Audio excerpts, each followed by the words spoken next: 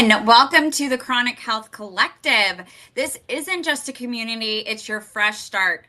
We've gathered the best coaches and experts to help you reclaim your energy, heal from the inside out, and live with purpose. Whether you're longing for more energy, deeper healing in your relationships, or a life that feels more aligned and fulfilling, you are not alone anymore. Thank you. Thank you for being here. So, you got Fearless Generations here with you today. I am Kelly Fox and the lovely Terry Sayre. You say hi, Terry. Good afternoon. It's a pleasure to be here. And we're super excited to have Cable Jones here with us. We haven't really got to know you very well, so I'm excited to have you here. Thank you. Glad to be here. Great. So this month we've been kind of talking about renewal and growth and momentum. So I figured we kind of talk about that today. So with Fearless Generations, we talk all about mastering fear. What does that look like? How do we do it? Yes, we know we need to do something, but how do we do it? And we give tools and strategies on the how. So, Terry, why don't you tell us when you're coaching someone or we're coaching someone, what is your approach to someone who's really wanting to create momentum with the changes that they're making? Well, sure. It's interesting that you asked that question because there's a lot of foundational work that clients do that I've done myself in my own journey to freedom. And that is really helping our clients to get to clarity about what they want. If they want to change, then what did they want to change? What do they see in their future? What is their I don't know if I like the word goal. What is their journey and where is it going to lead them? What's their purpose? What's their vision? So it's really not the same for every client. It's helping the client to get to a clear point about what they want. And there's many exercises to go through to get them to that point. And then to help them discover a path. And so we have a lot of interesting and workable theories and practices that help people to identify the fears that are blocking them and how to get off that wheel of fear onto a wheel of freedom. So that's kind of the beginning. Foundational is some kind of clarity through asking them questions and giving them an opportunity to establish that baseline of where they are now and where they want to be. Yeah, absolutely.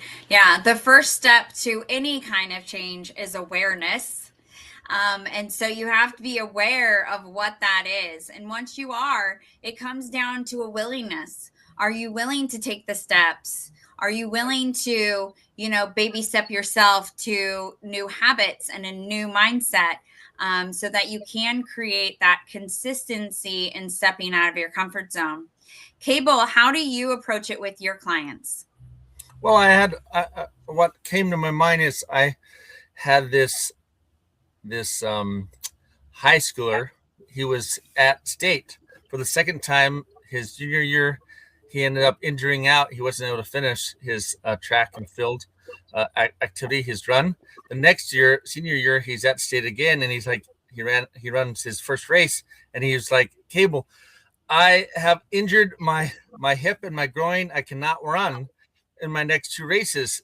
I run in the next 30 minutes. Can you help me? He called me. I have 30 minutes to run my next two races. What do I do? I wasn't able to finish last year. I have the exact same injury that happened this year. And I started taking him through a series of exercises just there on the phone. Okay, I want you to jump 4 times because he was like stuck to the ground a little too much. Just taking him through all these exercises. Within 30 minutes, he was able to run his next two races. From someone who had a pain of like 100%, he couldn't even walk on his leg, to being able to run the next two races and score All-American. That was high performance, someone that could change a fear, something that was massively causing him trouble, within 30 minutes, overcome that and then run and a score American and go on, and now he's a professional runner as well. Uh, Momentum moved him far beyond what he could have done if he. Luckily, I was there to help him within the 30 minutes and get him to where he needs to go. But often we have fears. We don't know where they're coming from. It's often we tap into the resources around us. Our Sometimes it's our family members, it's a coach, it's a therapist, it's somebody to help us get to those underlying reasons or processes that are keeping us stuck, so we can move forward in a big way. Yeah, that's amazing. Yeah, I know our mindset can really make us feel those feelings like as if we have hurt ourselves, right? And we feel like we can't actually physically move forward. But when we can work with someone like he worked with you, and get our heads out of that space, we can see, oh, that was my fear, not an actual pain, and we can move forward. I think that's one thing that is so powerful with realizing is that regardless if the fear is real or not, if it's physical or emotional, our brain doesn't know the difference. And so it could be a stick or it could be a snake, but our body's going to react the exact same way. And so keeping that in mind, sometimes we have legitimate physical fears, but sometimes even with those in play, there's a layer of emotional fear on top of it that's limiting us or keeping us from progressing and moving forward. I was talking to a new client today about that and how, even though we do have some physical limitations, it doesn't have to stop us in as many of ways as we might be letting it, right? Mm-hmm. Because of the emotional fears that come along with it. Terry, did anything come to you while we've been talking? Yeah, I think, our whole premise is that fear is what keeps us from moving forward and keeps us stuck in our comfort zone, which is not always comfortable. It's just what we know. And I think that when we can stop and pause and ask ourselves, what need am I trying to meet at this time, and what fear and feelings are keeping me from moving forward? And sometimes the need is very deep seated, and it's helpful to have a coach like you, Caleb, or like us, that can help the client to go beyond the initial feeling of fear into what is the need that's underneath that fear, and how can we bring it to the surface. We can then talk about it, we can think about it, and we can be aware of what it is, because we may think it's fear of failure, but it might be a deep-seated fear of safety. It might be a deep-seated fear of hope or love, and yet it's showing up as not doing something that we may not be successful at. So there's a lot of work to be done emotionally when those fears are keeping us from realizing our dreams, our goals, our hopes, and being the person that we were created to be, which is in freedom, where we can make choices based upon reality and what our basic needs are. So fear is tricky. It's really tricky, and it's much more complex than people believe it to be. And that idea that Kelly brought up of emotional fear and physical fear, as a parent, as a grandparent, you want to teach your children to be safe physically, but a lot of times the things that we do and say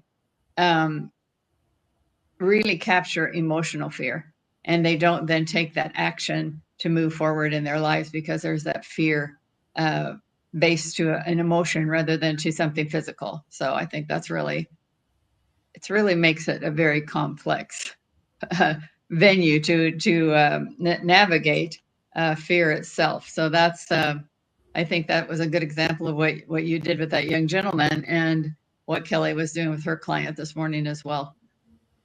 Yeah, I love that. And I love, Cable, that you work with kids, because I feel like, when we're older, right? Like in our 40s or 60s or however however old we are when we come to start doing this type of work and moving past our fears, we have all of this evidence, and all of this, all of these limiting beliefs that have built up for that long, right? And so it might be a little bit more of a challenge to let them go.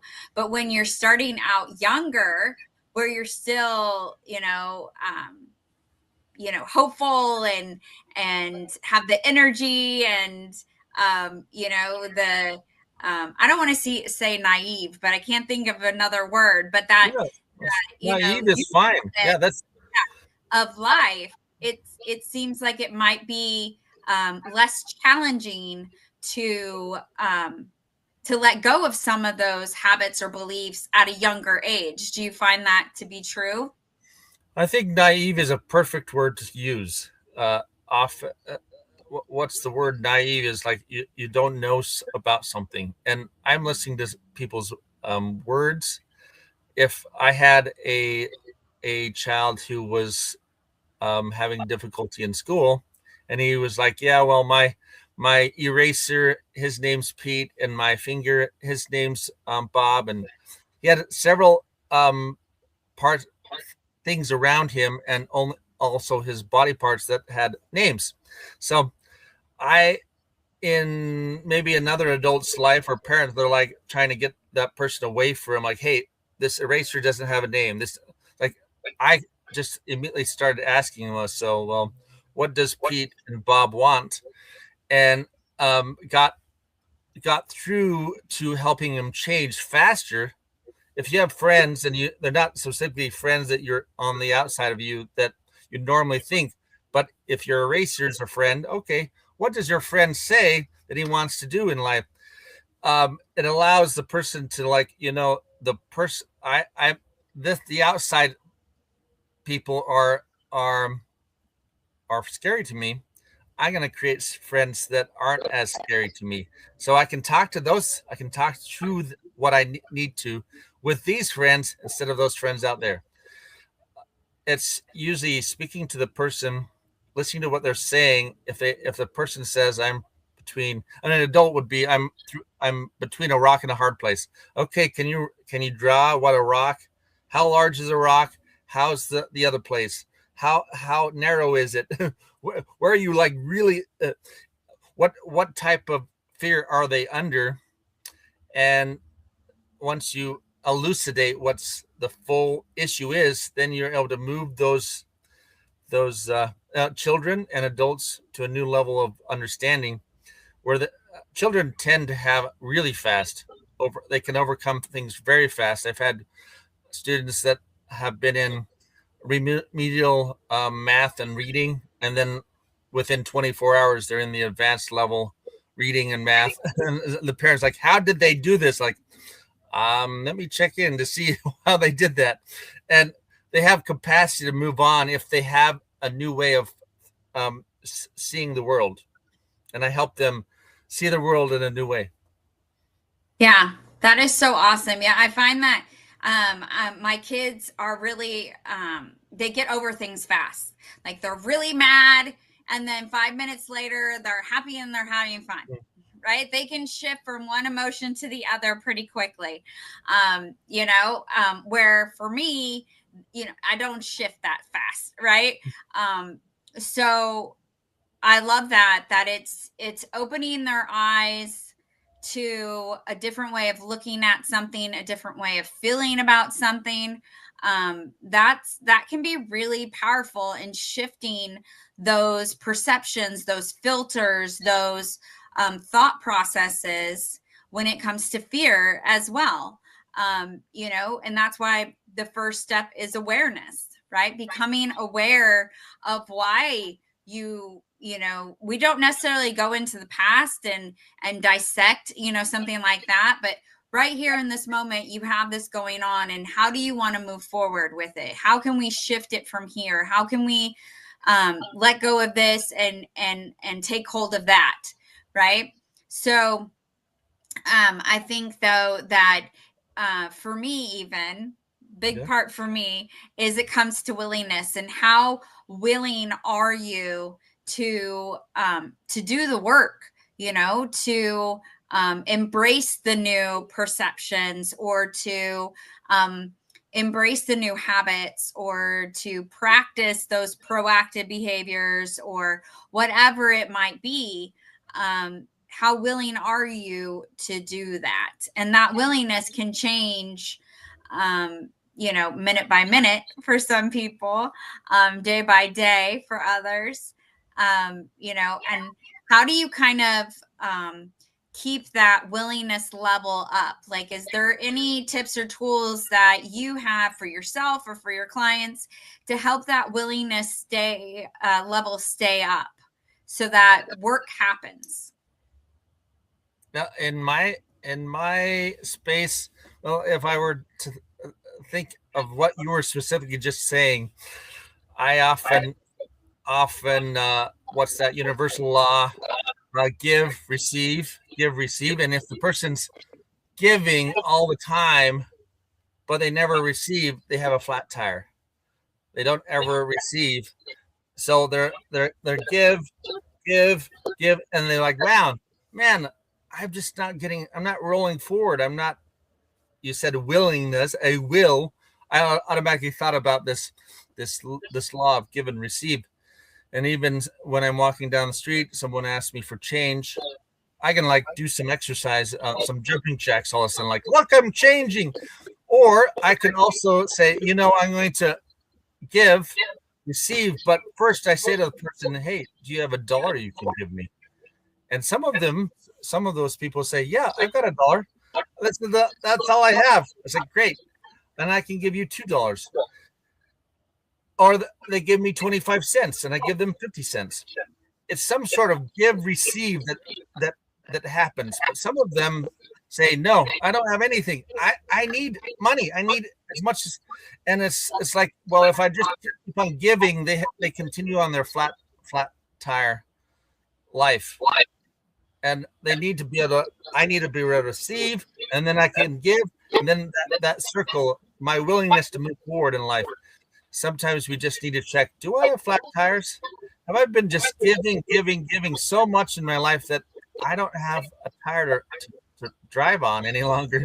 I need to go pump up all my tires and then make sure that I give receive is good balance in my life. I love that. I love that analogy. We'll come back and talk about that a little bit more. We're going to take our first break right now.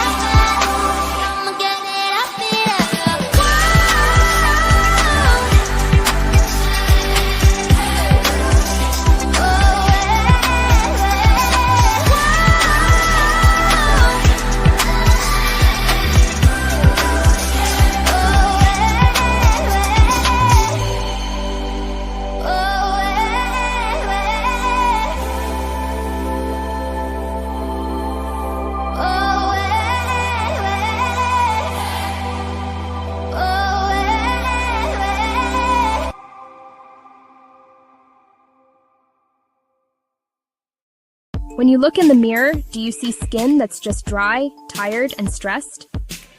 It's time for a new ritual. Introducing Deep Love, the blue botanical face cream by Coolness.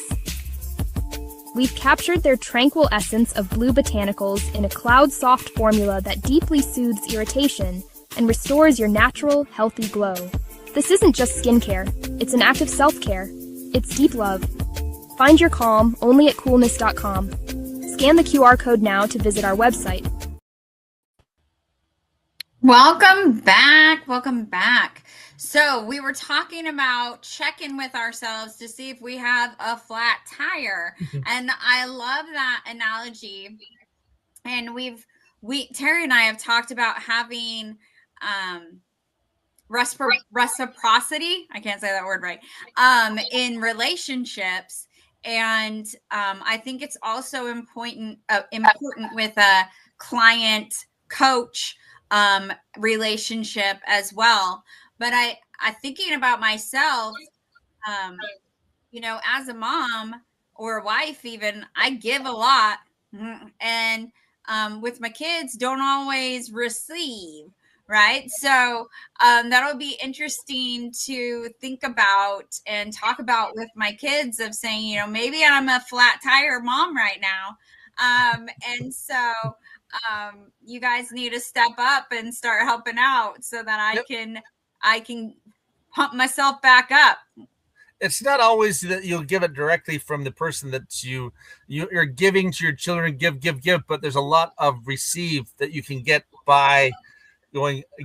So where do I go out and make sure I have sufficient interaction with my friends, my coworkers. There's a lot of people I can receive good things from. So I keep my tire. It's not always direct reciprocity. Your children actually do give you a lot of return. And keep that tires, or you wouldn't be here on the podcast right now if you weren't receiving sufficient so your tires can move forward. A lot of people out there, though, are sleeping all day long. They don't know what's going to happen in the future. They do have flat tires. They've just given so much that they've not gotten anything in return. It's good to think to themselves, how could I put together the process of return, receive? How can I receive? There's something, and there might be they're not receiving love themselves. How receive? I mean, I'm really good at giving, but I'm just not really good at receiving. How can I receive? It's like, maybe you go to the water park and the water's splashing on you, like, wow, I'm receiving a lot of water in this slide. That was a lot. I'm going to do that one more time. Get a little even more about water, but it can feel like emotions hitting their face. It's like, you know what? I'm going to do that one more time. And so you can start small with receiving, and then you can think about, well, what else do I want to receive? And what else do I want to receive? In my entire career, I've thought about, I want to work with the top 5 athletes of the world. And just even thinking about I can work with the top athlete. I was in a hardware store in the town where I lived, and I noticed that in the aisle that I was shopping, the Jamaican bobsled captain, he's competed twice in the Olympics. He was in the same aisle as I, and I studied up on his life. I wanted to know if he could go back for a third time to the Olympics. And he's like, Cable, I'm 58 years old. I am like, totally, it takes a lot of power and strength. This is like, I know, but if I had the money, I'd sponsor you to go back a third time to the Olympics. But I also, in that same moment, I kind of like, but I kind of like look at myself. I'm not really an athlete myself, but I want to help the top athlete. And he said a statement in that moment that was just hit me massively amazing. He's like, Cable, as pro athlete, I don't look a book by its cover. We don't look at our coaches like a book by its cover. We look for the inside. And I was just like, that makes so much sense. Sometimes we have books that don't have the best cover, but they have so amazing insights. And so even in our life process, maybe we feel like we're giving, but there's most of the time we are receiving. We just need to, like, okay, how can I receive life even better than I have up to this point? And so our giving can balance out with our receiving. Yeah. Yeah. I think that's really go true. ahead, Terry. No, I just think that a lot of times when I'm working with some of the networking groups that I work with and organizations that I belong to with women entrepreneurs, one of the things that they talk about is the balance of giving and receiving, and how sometimes in our lives we give and expect to receive without even asking. And that sometimes it's really important to have the courage to ask for what we need in order to receive. And so I've learned in my more mature years that it's important to ask if I'm feeling lonely and I feel like I've given a lot, that I will ask one of my children or one of my friends, let's go to lunch. Why don't we do a book group, or what, some way to receive that support from them in a way that nourishes my soul, and ask for that. And a lot of times people think you don't need to receive anything because you're at this level of performance and you're giving the best you can give and they're appreciating it, and yet they don't see inside how maybe you're lonely, or you just want to receive more love, more acceptance. And I think I've learned in my later years to ask when I feel that way, that I would like to receive more attention. I'll ask for it. And then that helps to fill up my my cup or my tire or whatever you want to say, so that I have that reciprocity of not only giving but receiving, and that feels really good, really good. Yeah. Yeah. I appreciate that. Yeah, I think sometimes people are giving to us, but we're blocking it. And so, it's, are you willing to receive as well? Are you willing to take in someone's compliment, or are you willing to accept an invitation? Are you willing to, go and do things for yourself, with the self-care, or are you blocked off to that? I have a friend where she just doesn't see any of what people are doing for her, because she doesn't trust it. And so I think that's another place to look. If you feel like you're not receiving, you're just giving, is look at it, is someone giving maybe not the way that you think it should look like, but they're giving the way that they can. Because that's something that even I had to look at and say, okay, they're not doing this, which is what I would like, but they're doing this, which is nice. And so I'll focus on what they're doing. Right. And then I receive in the way that they can give. But what you were saying earlier, yes, my kids do give and I do receive. Oh, yeah. They're very loving. Oh, good.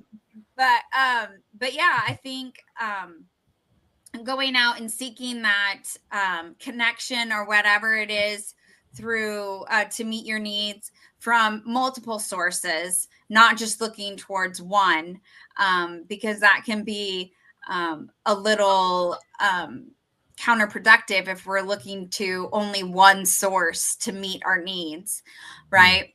And so I think that, with all of this awareness that you can gain, and then, supporting yourself to give and receive, to keep that wheel moving with momentum, what is the next step to take us to even another level of where we want to be? How are we even clear on staying on that path that we want to stay on, experiencing those things we want to experience, shifting if it needs to be shifted, keeping that awareness open so that we're going the right direction, if that makes sense. Well, if I fear, I'm giving myself fear, so I receive more fear. We get better at knowing what we're giving and receiving by knowing about this process. Often it's like, okay, what money am I giving? If I'm giving the person on the street, the homeless man, something, what am I getting? It took me several times of, okay, give. It's like, man, I want to see if I can help change perspective in the moment, and how much my change of perspective can change their perspective, even just a little bit. And I've learned, so then you get just better at, well, how am I feeling? What am I giving to myself?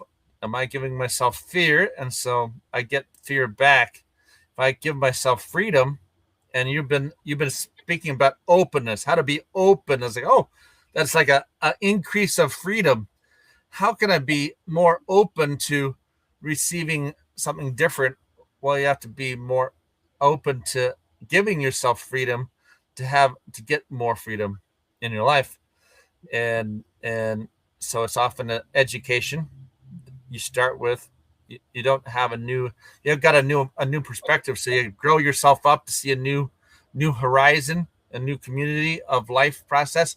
If you're feeling small and you're in the depression of life, this hole, and you look up, and I've literally had people like, I want you to tell me what, when you look up, you're in depression, and they look up, it's like, wow, my hole is like a big well, and it's 100 feet up. I can see a little tiny circle of light up there. It's like, wow, you're in this huge, deep hole. That is massive depression. Okay, how can we grow up your perspective so you can maybe grow up and just step out of the hole? 100 feet, how do you do that? Or you start knocking down the sides so you can like move yourself up as the dirt falls down below your feet. If the person can visualize themselves stepping out, getting out of that hole in some way, maybe calling out for help. They can't call out for help. It's like, okay, how can I get this person to get out of that space that holds them captive? Mm-hmm. Mm-hmm. Yeah. I love that visual. I have it in my phone. I look at it periodically of the guy in the hole and a ladder coming down into the hole, and then and the ladder having great big between the rings, great big spaces, and then smaller spaces, so that you can see it's just a small step at a time to receive that feeling of accomplishment, right? When you receive that feeling, I did that, no matter how small it is, that gives you the ability to give a little more effort, right? And I receive a little more the word I'm trying to come up, a little more of a feeling of accomplishment. Okay, I'll take the next step, and then I receive that feeling again. So sometimes it's giving an action and receiving the feeling, right? Receiving the progress, receiving that mental image of I can climb out of this hole. And I think of that whenever as a human being, whenever I get into that hole, I think of that ladder. And what are those little steps I can take that will build my confidence to take the next step, and receive the confidence? And so it's an image that I keep in my mind that helps me when I fall into the hole. Yeah, for sure. And just having that support system around you, either a coach or a friend or a therapist or whoever that person is that you can count on, who can speak down to you in that hole and say, hey, there's hope, you can get out, right? And help them think of ways, like Cable said, break down the walls, or grow taller, or ask for a rope, right? Like there's different ways and it works differently for everyone. And how can you personally take those steps to get out? And some of them might be similar to the tools that Terry and I teach, or things that Cable teaches, or things that one of the other coaches in this collective teaches. There's lots of amazing people out there supporting people to brainstorm every kind of way of how to get out of that hole. And so it's going out and seeking out the person who is sharing the way that works for you, right? So that you have that way of moving out and keeping your momentum going. It might be mm-hmm. It might be as simple. I mean, the image that came to my mind, I felt like someone needed to hear this. Often it's like not the rope, it's not the ladder, it's like they take a special. It's like, well, what if you grabbed one of those clouds, you pull it down into your space, and then you just float up and out of there. I love that. That seems so not doable in my mind, but in their mind, 100%. Yeah, I can just float right out of there. And some of our more logical people like, no, that was the craziest thing you ever thought it was. But for that person, that 100% worked. It's like, I would not have even expected that they could float right out of there. But on that cloud, they floated right out of there. And it's like, Cable, I'm feeling so much better. How did you know that a cloud would just float me right out? It's like, I didn't know until I was talking to you. And then I got the idea that you could float out on a cloud, and then it worked for you. And that was amazing. Yeah. Yeah. And that's your perception and insight as a coach, is to listen for those clues, right? To listen to what is it that this person, because every person that we work with is a unique person with talents and skills that they may not even know they have, right? And so there's not a prescription, there's not a script that we can follow. It's more or less being very intuitive and listening, and maybe even mirroring back to the person what you're seeing, and maybe they haven't even seen it in themselves before. Yeah, that's a great example. Yeah, great discussion. I am excited to keep going, but right now we are going to take another break. When you look in the mirror, do you see skin that's just dry, tired, and stressed? It's time for a new ritual. Introducing Deep Love, the blue botanical face cream by Coolness. We've captured their tranquil essence of blue botanicals in a cloud-soft formula that deeply soothes irritation and restores your natural, healthy glow. This isn't just skincare, it's an act of self-care. It's deep love. Find your calm only at coolness.com. Scan the QR code now to visit our website.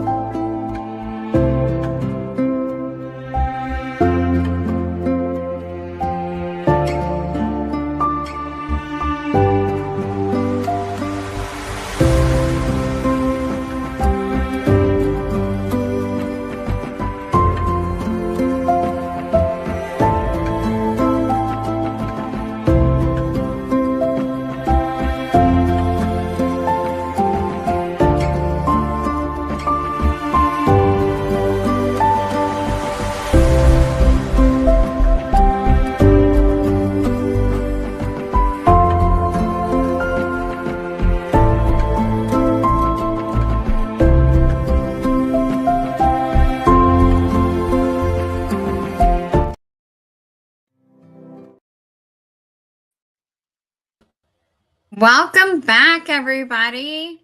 We are just moving along here, and I'm super excited to continue this conversation.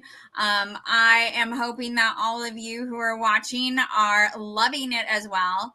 I'm going to assume you are. So we've been talking a lot about momentum, how to keep that momentum going, how to see ourselves get out of maybe a give situation where we can start to receive, how we can move ourselves out of a hole that we might feel that we're stuck in. Even sometimes we're stuck in a rut, and it's going to take something unique to us to move us out of it, to move us through it. And so we've been talking a lot about awareness and willingness. And this month, we are talking about growth and renewal and momentum. And so I think that what we've been addressing has been speaking to that. And I just want to kind of open it up to either of you. Is there something that comes to mind with this month's topic that you would like to bring up and have a group discussion on? So, balance and flow. Often in balance, homeostasis is maybe a medical term. Homeostasis means the balancing out.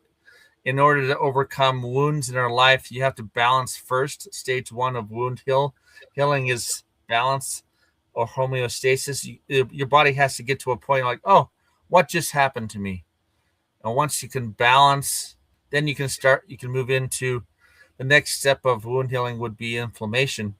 You can't move to inflammation until you actually, your body even like, okay, Annie, are you okay? It's like, okay, that CPR phrase we learned way back when we were in CPR is to help the body get to a point where it can kind of like, am I okay? Is everything going okay for me? What's going on here? And once you get, so you're trying to get to an ultimate health space, but you have to also start your initial healing with a sort of balance before you can start even healing beyond that point. And that is speaking about when we're like, wow, I'm in fear. How do I get out of this? Taking advantage of your resources, yourself, others, your therapist, your coach, your retreats, going on retreats is a kind of like step into a space of safety where you can get that safety and then move forward in a much faster way than you have up to that point. Often people just don't know, and even like in addiction, I know it's described like a fear is kind of coming from the back of the head, and then they go safety. You're eating a lot, some sort of addiction, and then you go back to fear. You're running, go to safety. It's like, man, why am I keep on eating? It's like, well, eating is your safe space. And then you come to the front of that's a new higher level thought process. Relax, but they never get to relax. They're always like, fear, safety. It's like, man, how do I get to? It's like they have to do something new, something different, and so I even teach exercises where they can step into safety, from safety to relaxation, higher level thought process. Then they're like, oh, I got new ideas I'd never had before. It's like, I know you've never been able to get to this new level of thinking because you were just going back and forth here, and you need to get to this higher level thought process. Yeah, I love it. Yeah, that's awesome. I used to teach kindergarten. And so I would tell rudimentally explain how the brain works, because after all, if you're an educator, what's the organ you're working with, right? The brain. So it would be nice if children sort of understood at a very basic level how their brain worked. So, the brain stem where the fear resides, I labeled that your dinosaur brain. Well, dinosaurs didn't have much, they had no language. They had, brute force, they ate each other, whatever there. And then we call the limbic system your feeling brain. And I had a little fuzzy kitty there, little cat. This is your feeling brain. And then here is your thinking brain. So you have the capacity, I would tell the kids, you can, when you are in fear and anger, you can shift your thoughts and your actions from that to where you're thinking. and where you're feeling, if I'm going to hit somebody, how's that going to feel to them? And what can I think to do instead? So kind of a very simplified version of what you were saying of fear, thinking, and then reflecting was what I was trying to help them understand, that their brain has that capacity. Our brain can, and they're 4 and 5 years old. They don't have the multitude of experiences and thoughts that we have stored in our system. And yet it works for us too, just like you said. We can recognize that fear and anger are controlling our actions and behaviors. And we can start to say, how does that make me feel? What can I do different? Kind of the same process, but in a very simple way. Yeah, And then love it. they would say, I would see them out on the playground. They'd be going, like, so what are you doing? I'm shifting to my thinking brain. And it was so cute that they were getting it. They were getting that idea that they have control when they're angry. They don't have to hit somebody. They don't have to, there's other ways to think, which was fun. Yeah. Yeah, absolutely. The more awareness we have, right, that the awareness that we are going from fear to safety, fear to safety, fear to safety, that we're eating because that calms down our fear, that we're over exercising, that we're drinking, that we're doing whatever it is, right, that we're using to take us to that safety place, is being motivated by that fear. And how can we make a change where we do something that moves us into that thinking brain and that relaxed state? I think that realization can help you with the shifting, because you can realize before you start eating, oh, okay, I'm wanting to start mindlessly eating. What can I do instead? And shift ourselves into that thinking brain to do something else that will actually support us, that we're not going to beat ourselves up for later, or whatever it might be. I think that is definitely supportive. And I think the more you can stay in that thinking brain, or stay in the flow of proactive behaviors and momentum of stepping out of your comfort zone and taking risks and taking those baby steps and working what works, right? As we continue in that flow, that energy, you know, the more often we can do it, the longer we can do it, and the faster we can shift from fear to flow, right? Because we become more aware of it and comfortable in the flow, because it's where we're living more often. Yeah. Well, it makes me think about, you said openness. It's being open to possibilities and living in the moment. At this moment, I can be open to thinking a different way. I can feel a different way. I can speak, act a different way. And that's being open to possibilities. And as a coach or a therapist, or we can help to guide our clients to discover those opportunities and those options by helping them, develop a list of proactive behaviors that they can do rather than the self-destructive behaviors, until they become instinct and natural and embedded in their bones that they're going to do this when they get that fearful feeling. This is a proactive behavior I can take that will help me to see the possibilities of moving forward, not in fear, but in freedom. Yeah. All right, well, we are coming down to a close here, and I want to definitely give everyone the opportunity to reach out to either of us. So, Cable, what is the best way of people getting a hold of you? Well, on the bottom of the screen there, you can see speaktocable.com, realtimehealer@gmail.com, instagram.com, realtime healing LLC. You can reach me there. That's probably the easiest. You can schedule sessions with me, speak with me about these topics that we talked about, how to overcome fear, move forward in a big way in your life. It can be overcoming fear. It can also become how to get your next big win. break through your obstacles. I'm a high performance coach, real-time healer.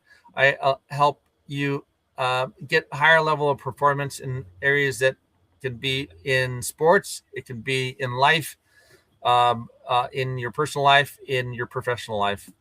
Help your brain move faster than it's ever moved. There's all sorts of different areas that people want higher performance. And so I help in all those different areas. That's so awesome.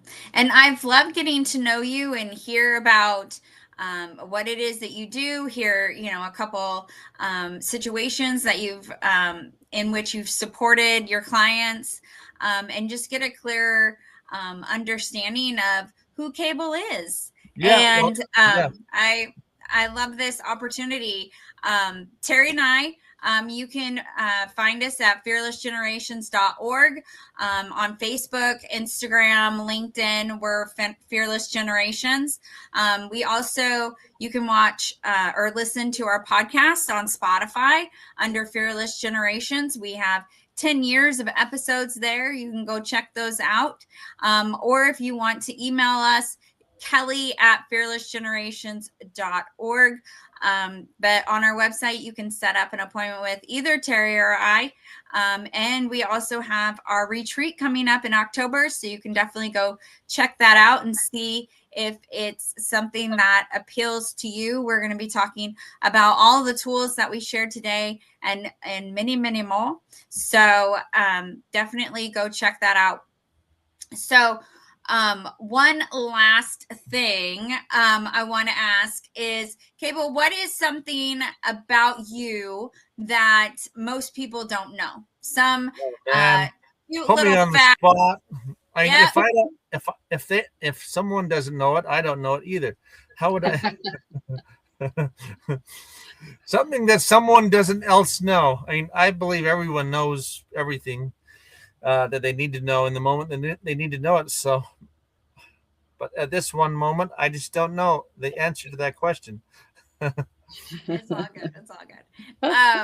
I already know everything about Terry, so I couldn't think of one for her. But it's fun to just get to know each other. Tell me something I don't know. Please tell me the one thing you wanted to know that you didn't know about me. Tell me that one thing. Let's see. Do you have kids? No. Okay. I didn't know. People just ask me that one question. It's like, do you have kids? Like, does that matter in life to have children or not? The people who just had that question over and over and over again. It's like, do I have superhero skill sets? I do. Do you? Superhero skill sets? All right. You could have shared that. I didn't know you had superhero skill sets. I know. I opened it up, and now we received the one question that is. That'll be my question next time. What is your superpower? I do help a lot of children. I do help a lot of children. So, do I have children? No, not any of my own. Am I a child often? Do I regress to a younger age? Yes, a lot of adults regress to younger ages. They find themselves like, I don't know what's going on. It's like, you've recently regressed to 6 years old. That makes so much sense. And I help them grow back up again. So, yeah, we sometimes become children in our own Absolutely. Right. Absolutely. Yeah. Absolutely. Yeah, I definitely feel right around the age of my kids a lot of times. Yeah. So, and my kids are 9 to 23. Probably my answer, if somebody asked me if I didn't have children of my own, if they asked me that question, I'd say, you know what? I've influenced hundreds of children in my profession as a teacher, and I feel as each one of them is my own. Yeah. The feared question, I got it, and I got taken it's all out. Good. It's all good. We found out that you have superpowers. Yeah. So that's exciting. All right. Well, thank you everybody for being here with us. We're super excited to have you. If today's episode spoke to you, don't go it alone. Book your free consult with one of our expert coaches at chronichealthcollective.com for your personalized support. Subscribe to our monthly magazine for expert tips from all 11 coaches to elevate your health, mindset, and relationships. Catch us live every Tuesday at 7 p.m. Central, or watch past episodes anytime on E360 TV or youtube.com/at Chronic Health Collective. Thanks for tuning in. I think that was supposed to be separate. Collective, thanks for tuning in. Your transformation starts now. See you next week. Thank you, Kelly. Thank you, Caleb. Thank you.